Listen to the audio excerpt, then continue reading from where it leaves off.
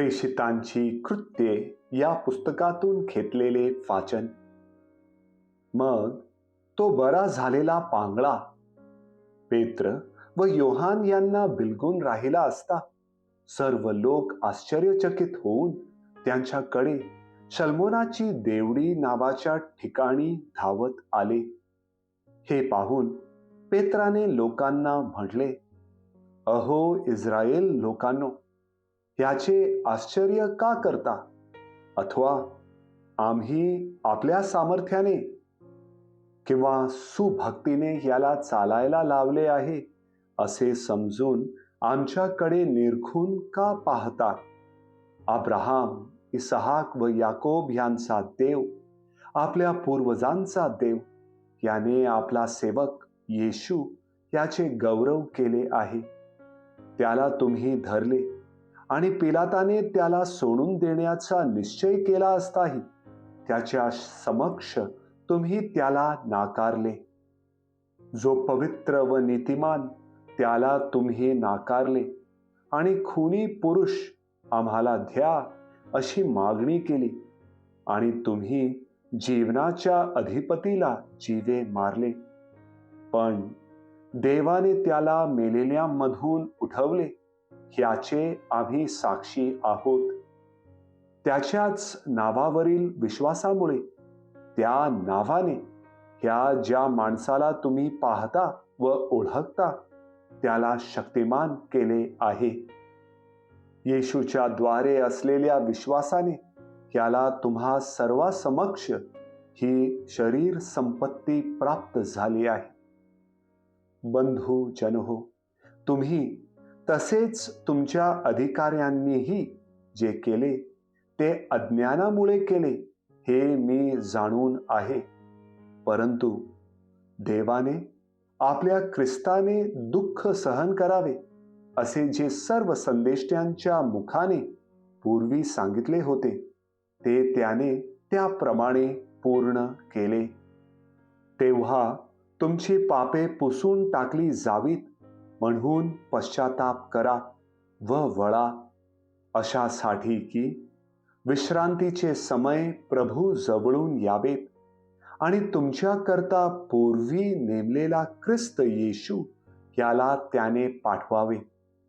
सर्व गोष्टी पूर्वस्थितीला पोचण्याच्या ज्या काळाविषयी देवाने आरंभापासून आपल्या पवित्र संदेष्ट्यांच्या मुखाने सांगितले, त्या काळापर्यंत येशूला स्वर्गात राहणे प्राप्त आहे. मोशेनेही म्हटलेच आहे, प्रभुदेव तुमच्यासाठी माझ्यासारखा संदेष्टा तुमच्या बांधवांमधून उभा करील. तो जे काही तुम्हाला सांगेल त्याप्रमाणे सर्व गोष्टीत त्याचे ऐका.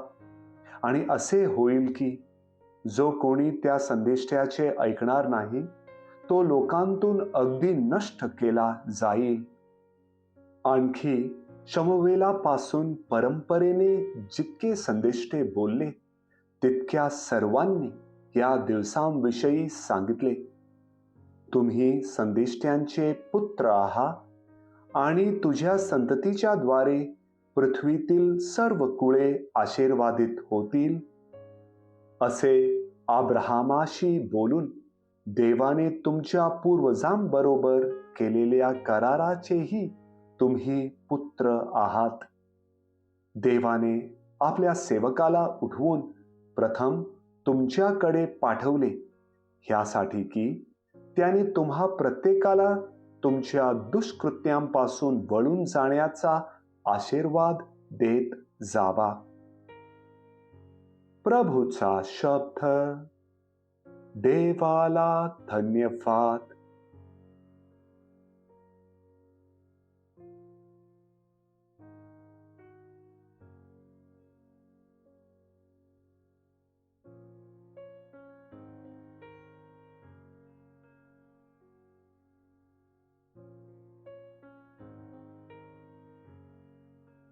लूक लिखित पवित्र शुभवर्तमानातून घेतलेले वाचन. प्रेषितांनी वाटेतल्या घटना आणि येशूने भाकर मोडली तेव्हा आपण त्याला कसे ओळखले हे निवेदन केले.